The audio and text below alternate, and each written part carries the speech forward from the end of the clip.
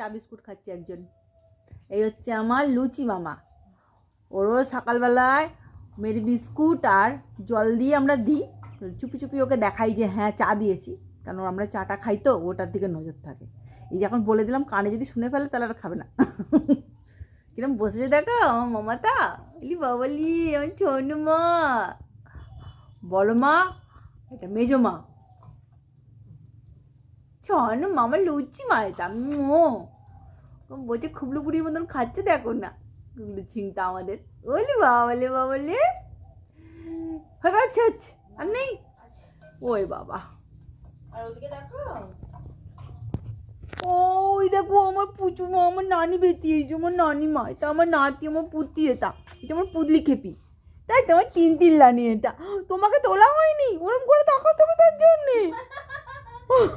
তুমি তো ওরম করে খাও না আমাদেরকে, তুমি তো ওরম করে খাও কি?